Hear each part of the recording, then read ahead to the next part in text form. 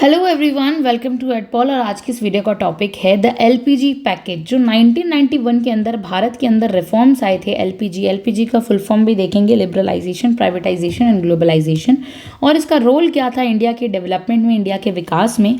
Introduction से शुरू करते हैं, चलिए स्टार्ट करते हैं इस टॉपिक को। वेरी इंपॉर्टेंट है LPG reforms. Introduction, what is the LPG package. अब ये एलपीजी पैकेज क्या है इसको समझते हैं।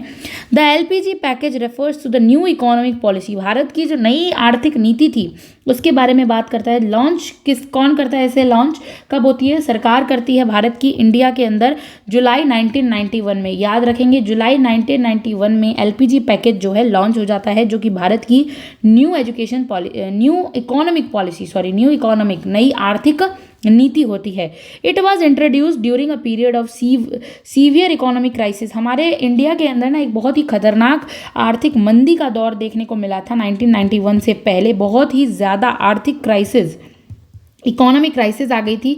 बैलेंस ऑफ पेमेंट क्राइसिस, भुगतान करने की हमारे पास पैसे ही नहीं थे, और बहुत बड़ी क्राइसिस थी ये। ओके, तो under the leadership of prime minister, उस समय के प्राइम मिनिस्टर कौन थे? पीवी नरसिम्हा राव थे, एंड फाइनेंस मिनिस्टर थे डॉक्टर मनमोहन सिंह। तो इन दोनों की सरकार थी उस समय, और तब ये जो एनईपी जो है, एनईपी न्यू इकोनॉमिक पॉलिसी जो है लागू की गई थी, जो कि बहुत ही इंपॉर्टेंट। सीवियर क्राइसिस उस समय था, बहुत खतरनाक उसके समय की गई थी, जो कि बहुत इंपॉर्टेंट साबित हुई थी। ये एलपीजी स्टैंड करता है। एल क्या है? एल फॉर लिबरलाइजेशन, यानी उदारीकरण। देखिए, रिमूविंग गवर्नमेंट की लिबरलाइजेशन सीधा बात करता है गवर्नमेंट को हटा दो। ओके, रेड टैप को हटा दो, जो ब्यूरोक्रेसी में डिले हो रहा है ये सब हटाओ। रिस्ट्रिक्टिव रेगुलेशन जो भी है उसको हटाओ। मतलब जो सरकार इतने बड़े बड़े कानून लगा रही है, रूल रेगुलेशन लगा रही है, खतरनाक, जो एकदम बहुत हार्ड है, हार्श है, सब खत्म करो। खत्म ऑन बिजनेसेस, जो अगर बिजनेस हो रहे हैं तो उन पे ये सब गवर्नमेंट के रिस्ट्रिक्शन नहीं होने चाहिए। एकदम फ्री कर दो गवर्नमेंट को फ्री कर देना चाहिए। किसको? बिजनेसेस को। पी कहता है प्राइवेटाइजेशन, यानी reducing the role of public sector. यहाँ पे गवर्नमेंट सेक्टर के रोल को कम करो और ज़्यादा से ज़्यादा प्राइवेट सेक्टर को इंक्लूड करो, तभी नाम है privatisation. Reducing the role of public sector in increasing the participation, ज़्यादा से ज़्यादा पब्लिक सेक्टर का पार्टिसिपेशन होना चाहिए, ये बात इसमें की गई है। जी फॉर ग्लोबलाइजेशन, यानी कि integrating the Indian economy with global market, यानी इंडिया की इकोनॉमी जो है वो ग्लोबल मार्केट में कैसे फल रही है, फूल रही है, उसकी बात करनी है। ज़्यादा से ज़्यादा इंडिया के मार्केट को ग्लोबली रिप्रेजेंट करो ताकि हमें फ़ायदा मिले। 3 pillars of the reforms, 3 pillar देखते हैं। लिबरलाइजेशन, एंड ऑफ लाइसेंस राज। इस समय जो लाइसेंस, कोटा, परमिट राज है उसकी समाप्ति हो गई थी। डेफिनेशन की बात करते हैं तो लिबरलाइजेशन क्या होता है? इसमें लिबरलाइजेशन का मतलब है एंड ऑफ लाइसेंस राज, इससे याद रखेंगे। The process of removing government, जहाँ सरकार को हटाने की बात की गई थी, जितने भी रिस्ट्रिक्शन, पाबंदियाँ हैं उनको हटाने की बात, रेगुलेशंस, नियम कानून, इन सबको भाई आप हटाइए। आर्थिक चीज़ों के ऊपर से, जो इकोनॉमी जो हमें पैसा दे रही है उन पर से ये रिस्ट्रिक्शंस हटाइए। इम्पॉर्टेंटली इंडस्ट्रियल, हम कह सकते हैं डी लाइसेंसिंग, यानी लाइसेंसिंग का लाइसेंस मतलब हर चीज़ में लाइसेंस लग रहा है, सरकार का चेकअप हो रहा है हर चीज़ में, उसी का उल्टा होता है डी लाइसेंसिंग। ओके, मतलब कोई लाइसेंस नहीं, फ्री ऑफ, आप बिना कोई लाइसेंस वगैरह बनवाए, बिना कोई पेपर वर्क किए ज़्यादा आ रहे हैं, अपना उद्योग खोल रहे हैं, तो ज़्यादा से ज़्यादा उद्योग लगाने चाहिए विदाउट एनी लाइसेंस। तो most industries no longer required a government licence. अब ज़्यादातर जो इंडस्ट्रीज थी, उद्योग थे, उनको गवर्नमेंट के परमिशन कह सकते हैं या फिर लाइसेंस की अब ज़रूरत नहीं थी स्टार्ट और एक्सपेंड, अपना बिजनेस को स्टार्ट करने और एक्सपेंड, विस्तृत करने के लिए। फाइनेंशियल रिफॉर्म्स देखने को मिले थे बहुत ज़्यादा। Banks were given more freedom to set interest rates. अब बैंक्स जो है ज़्यादा से ज़्यादा फ्रीडम देने लगी थी, लोन्स प्रोवाइड करने लगी थी लोगों को, और अच्छे इंटरेस्ट, अच्छे ब्याज की दर पर फाइनेंशियली जो हम कह सकते हैं सुधार देखने को मिले, फाइनेंशियली पैसा दे रही थी बैंक। टैक्स सिंप्लीफिकेशन, यानी कि जो टैक्स था उसको भी बहुत कम कर दिया, या फिर डायरेक्ट टैक्स ले, पहले ऐसे है इसको टैक्स दो फिर इसको दो, ऐसे बहुत खतरनाक कॉम्प्लेक्स सिस्टम था टैक्स का। अब डायरेक्ट टैक्स आ गए, मतलब जिसको टैक्स देना है उसको दिया, डायरेक्ट, बात खत्म। Were reduced to encourage better compliance and investments. अब ज़्यादातर टैक्स को भी ख़त्म कर दिया गया था, और मतलब घुमा के टैक्स नहीं लिया जा रहा था, नॉर्मल टैक्स हम कह सकते हैं, बहुत लेस टैक्स में सिंपल कर दिया गया था टैक्स वाले सिस्टम को। प्राइवेटाइजेशन का मतलब क्या होता है? इन्हेंसिंग एफिशिएंसी, दक्षता में वृद्धि करना ज़्यादा से ज़्यादा। प्राइवेटाइजेशन यानी प्राइवेट कंपनीज को इंक्लूड कर लेना, प्राइवेट सेक्टर को इंक्लूड कर लेना। ओके, डेफिनेशन से समझते हैं। Increasing the role of private sector, जितने भी प्राइवेट सेक्टर हैं, निजी उद्योग वाले सेक्टर्स हैं, उनको ownership management of state own, मतलब उन प्राइवेट सेक्टर के हाथों में आप सरकारी ज़मीनों का, सरकारी उद्योगों का ऑनरशिप देना, मैनेजमेंट देना, ताकि वो अच्छे से एफिशिएंट हो सके और दक्ष हो, उनकी कार्यक्षमता बढ़ती रहे। ओके, डिसइन्वेस्टमेंट का मतलब क्या होता है? The government sold it's equity in public sector undertakings. Government जो है, डिसइन्वेस्टमेंट का मतलब होता है सोल्ड कर देगी अपनी इक्विटी, मतलब अपने हिस्से को वापस पीछे खींच लेगी गवर्नमेंट पब्लिक सेक्टर अंडरटेकिंग से। और यहाँ पर उनकी जगह कौन ले लेंगे? जैसे ही गवर्नमेंट पीछे हटेगी तो प्राइवेट सेक्टर, प्राइवेट प्लेयर आकर गवर्नमेंट की जगह ले लेंगे। ओके, फिर आता है कॉन्ट्रैक्टिंग आउट। इसका मतलब ये सब इंपॉर्टेंट ना टर्म्स होते हैं जो हमें समझने पड़ते हैं जब भी हम इस तरह की चीज़ों को पढ़ते हैं। डिसइन्वेस्टमेंट हमने पढ़ा था, government sold it's equity in public sector undertakings, और प्राइवेट अपना रोल प्ले करेंगे। कॉन्ट्रैक्टिंग आउट का मतलब होता है प्राइवेट कंपनीज जो भी होती हैं were allowed to provide services. Private companies क्या करेगी? अब जो है सर्विसेज प्रोवाइड करेंगी previously reserved for the government, यानी कि जो प्राइवेट कंपनीज, उनको अब अलाउ कर दिया गया था कि वो अपनी सर्विसेज दे सकती है जो कि पहले गवर्नमेंट देती थी। जैसे टेलीकम्युनिकेशंस वाली जैसी कंपनीज जो भी है, पहले कौन देती थी? ये सब दिया करती थी गवर्नमेंट। ओके, अब हम बात करते हैं मैनेजरियल ऑटोनॉमी की। क्या होता है ये?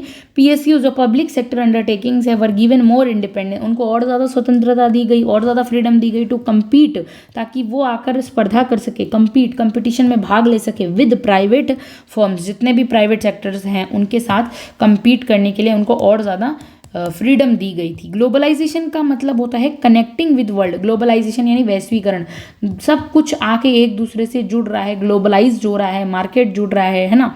मतलब द इंटीग्रेशन, सब एक जगह आ रहे हैं, इंटीग्रेट हो रहे हैं, of the domestic economy of the global economy. मतलब एक ही जगह पर बहुत सारे राष्ट्रों की इकोनॉमी, या फिर बहुत सब जगह एक जगह आकर ग्लोबल पर्सपेक्टिव के तौर पे बात कर रहे हैं, वो बड़े बड़े स्तर पर बात कर रहे हैं। Tariff reduction, what is tariff reduction? Tariff नाम अभी बहुत सुना होगा, अमेरिका सब पे टैरिफ लगा रहा है, टैक्स लगा रहा है, यानी कस्टम ड्यूटीज़, इंपोर्ट एक्सपोर्ट, ये सब ड्रास्टिक कट्स करने की बात की गई कि भाई इतना टैरिफ नहीं होगा, कस्टम ड्यूटीज़ वगैरह मत लगाओ। जैसे हमने कोई शूज़ मंगाए हैं किसी बाहरी कंपनी से, विदेशों से, तो उस पर इतना कस्टम ड्यूटी होता है कि उनके दाम बढ़ जाते हैं, फिर मार्केट में वो महंगे हो जाते हैं। तो अगर कस्टम ड्यूटी कम होगी तो वो शूज़ हमें सस्ते दाम में भी मिल सकते हैं, या फिर कोई क्लोथ है, कोई ब्रांड है, कोई भी चीज़। तो यही है tariff reduction, drastic cuts in custom duties to encourage, ताकि जो इंटरनेशनल ट्रेड है, ज़्यादा से ज़्यादा लोग फिर बाहरी कंपनियों से, बाहरी इंटरनेशनल अंतर्राष्ट्रीय ट्रेड करेंगे, व्यापार करेंगे। तो इसमें बहुत इंपॉर्टेंट रोल प्ले करता है टैरिफ को अगर कम कर दिया जाता है तो। एफडीआई पॉलिसी क्या होती है? अलाउइंग फॉरेन डायरेक्ट इन्वेस्टमेंट की बात की गई है, मैंने फॉरेन खुद आकर इन्वेस्ट कर रहा है। इन्वेस्टमेंट इन सेक्टर्स लाइक इंश्योरेंस के अंदर, एविएशन एंड रिटेल वगैरह जैसी जगहों पे फॉरेन खुद एफडीआई पॉलिसी लागू हो रही है। रूपी कंवर्टिबिलिटी का मतलब होता है making it easier to exchange the Indian rupee for foreign से आने वाले लोग इंडियन रुपीज़ के साथ इजीली एक्सचेंज कर सकते हैं, उसको भी थोड़ा सा छूट दे देना उस मामले। अब हम बात करते हैं role in India's development economies, यानी हायर जीडीपी ग्रोथ होनी चाहिए। India moved away from the stagnant Hindu rate of growth, इसका मतलब 3.5 to achieving growth rate 7 to 9 in following decades. अब हम यहाँ देख सकते हैं हमारी जो है ग्रोथ जो है वो बहुत बढ़ी है, राइट। हाई जीडीपी बढ़ा है, पैसों में बहुत वृद्धि आई है, डेवलपमेंट हुआ है। ओके, अचीव किया है हमने 7 से 9% पर, हम लास्ट के कुछ दशकों में पहुंचे हैं। फॉरेन इन्वेस्टमेंट का फ्लो हुआ है, बाहर का इन्वेस्टमेंट हमारे देश में देखने को मिलता है। India become a top destination for global investors, बाहर के लोग आके इंडिया में इन्वेस्ट कर रहे हैं, है ना। Leading to a massive increase in foreign exchange reserves, एक मैसिव रिजर्व देखने को मिला है भाई, बाहरी लोग अपना पैसा लगा रहे हैं इंडिया में, फॉरेन एक्सचेंज हो रहा है। कंट्री कहते हैं ना, एक दूसरे की जो करेंसी होती है वो एक्सचेंज होती है तो फ़ायदा होता है, तो वैसे ही सर्विस सेक्टर रिवॉल्यूशन आया है, सर्विस सेक्टर में क्रांति आई है, यानी कि the reforms paved the way for IT and software Bloom आया है। टेक्नोलॉजी में भी, आईटी इंफॉर्मेशन कम्युनिकेशन टेक्नोलॉजी में ब्लूम देखने को मिला है। बूम मतलब एक बहुत ग्रोथ देखने को मिली है, जो कि इंडिया को हेल्प कर रहा है टेक्नोलॉजिकली सर्विस में आगे हब बनने में। पॉवर्टी रिडक्शन, गरीबी कम हुई है, लोगों को रोजगार मिला है। द रैपिड इकोनॉमिक एक्सपेंशन, हमारा आर्थिक विकास हुआ है rapid, third fourth economy world की, आज हम लार्जेस्ट हैं। Expansion led to the fastest decline in poverty, भाई डिक्लाइन, गरीबी का खात्मा हो रहा है। Okay, levels in Indian history, 1991 से आज 2011 से लेके और अब की बात करें तो इन दशकों में हमने देखा है हमारी जो इकोनॉमी है वो बढ़ रही है और गरीबी नीचे की ओर जा रही है। कंज्यूमर चॉइस, यानी the end of the monopolies led to a variety of high quality products. Consumer के अकॉर्डिंग जैसे चॉइस बहुत मिल गई है, एक जैसी ही मान लो ब्रांड में आपको हज़ारों तरह की वैरायटी देखने को मिल रही है, तो चॉइस है आपके पास। हम पीसीटी में पढ़ते हैं पब्लिक चॉइस, पब्लिक के पास चॉइस है, वो अपने हिसाब से कोई भी कंपनी का मोबाइल हो, कुछ भी हो, बहुत सारी चॉइसेस। क्यों हुआ है ये? क्योंकि बाहरी कंपनियां अपना ब्रांड लेके आ रही है, तभी तो हमें चॉइस मिल रही है। हाई क्वालिटी प्रोडक्ट्स के ऊपर हमें चॉइसेस मिली। टेलीकॉम, ऑटोमोबाइल, इलेक्ट्रॉनिक, कहीं भी देखें एक कॉम्पिटिटिव प्राइसेस के अंदर, मतलब एक वो है ना, ये फ़ोन इतने सारे फीचर्स के साथ 20,000 का है, तो बाकी कंपनियां भी कंपटीशन करके उसी सेम रेंज में वैसी ही क्वालिटी, इवन उससे अच्छी क्वालिटी देने की कोशिश करती हैं। चैलेंजेस भी हैं इसके, कुछ इंपॉर्टेंट चैलेंजेस क्या हैं वो देखते हैं। रूरल अर्बन डिवाइड हो गया है इससे, यानी कि गाँव शहर बंट गए हैं, डिवाइड हो चुके हैं। The reforms benefited the urban, ज़्यादातर भाई रिफॉर्म किसको बेनिफिट करेगा? क्योंकि ये तो हाई लेवल के रिफॉर्म्स है, सुधार जो है ये तो आईटी के लेवल्स पे हैं, कम्युनिकेशंस पे हैं, तो ये तो अर्बन जो शहरों में लोग रहते हैं उन्हीं का ज़्यादा भला कर रहे हैं। Service sector more than rural, गाँव के पिछड़े इलाकों में कोई कंपनी नहीं लगाता है, कोई इंडस्ट्री नहीं लगाता है, वहाँ पे लोग अभी भी एग्रीकल्चरल सेक्टर, कृषि के वाले सेक्टर के ऊपर ही डिपेंडेंट रहते हैं। इंफॉर्मेशनलाइजेशन ऑफ लेबर, यानी वाइल जॉब्स वर क्रिएटेड, जॉब्स तो बहुत सारी क्रिएट की गई है, लेकिन many were in the informal sector, लेकिन जो है उसका बेनिफिट जो है सोशल, समाज के कुछ लोगों को नहीं मिल पा रहा है। मान लीजिए एक कंपनी ने ही बहुत सारी जॉब लॉन्च कर दी, अब जॉब तो है लेकिन वो उसी के खुद की कंपनी के अंदर कोई इनफॉर्मल सेक्टर के अंदर ही जॉब है, विदाउट सोशल सिक्योरिटी बेनिफिट्स, और साथ ही साथ कोई सिक्योरिटी भी नहीं है समाज में, मतलब कोई लेबर्स को कोई सिक्योरिटी नहीं दी गई, कभी भी उनसे जॉब छीनी जा सकती है, तो इस तरह से। फिर आता है इन्वायरमेंटल इम्पैक्ट, रैपिड इंडस्ट्रियलाइजेशन, ज़्यादातर उद्योगीकरण बहुत ज़्यादा फैला है। अंडर द एलपीजी का मॉडल, जब भी हम बात करते हैं लिबरलाइजेशन प्राइवेटाइजेशन मॉडल के अंदर बहुत ज़्यादा जो है इंडस्ट्रियलाइजेशन की ग्रोथ हुई है, led to scientific ecological challenges, और इसी के कारण जितनी ग्रोथ होगी उतना ही हमारे पर्यावरण के लिए भी चैलेंजेस आएंगे, हमारी पारिस्थितिकी के लिए भी बहुत ज़्यादा चैलेंजेस का, चुनौतियों का सामना हमें करना पड़ रहा है। फॉर्मल कंक्लूजन करते हैं इस वीडियो का। The LPG of 1991 was the watershed movement, एक इम्पॉर्टेंट मूवमेंट है, आंदोलन देखने को मिला एक इंडिया की इकोनॉमिक हिस्ट्री में। जब हम भारत की आर्थिक व्यवस्था को देखते हैं, आर्थिक इतिहास को देखते हैं, उसके अंदर it successfully transcend the nation, state lead, पहले स्टेट लेड करता था लेकिन इनवर्ड लुकिंग था, लेकिन अब जो है स्टेट लेड नहीं कर रहा है, मार्केट ड्रिवन हो चुका है, मार्केट यहाँ चला रहा है स्टेट को, जो मतलब देश है उसको। ग्लोबलाइज्ड पावर हाउस है, बहुत सारे ग्लोबल विश्व के अलग अलग देश इंडिया में आके अपनी जीडीपी, हमारे जीडीपी भी इससे इंक्रीज हो रही है और वो इन्वेस्टमेंट अच्छा कर रहे हैं। While it solve the immediate crisis, 1991 के अंदर खतरनाक जो क्राइसिस थी उसको भी ख़त्म कर दिया था इस इकोनॉमिक रिफॉर्म ने। The current challenge for Indian development economies is to ensure, अभी करंट का जो चैलेंज है वो इंश्योर करता है एलपीजी की ग्रोथ को। आज हमारे पास जो डेवलपमेंट का है ना चैलेंज है, जो चुनौती है, वो एलपीजी ग्रोथ को इंश्योर करता है कि एलपीजी में और ग्रोथ होनी चाहिए, बिकम्स मोर इंक्लूसिव, और ज़्यादा ग्रोथ होनी चाहिए, इंक्लूसिव बनना चाहिए, सबको शामिल करना चाहिए इसको।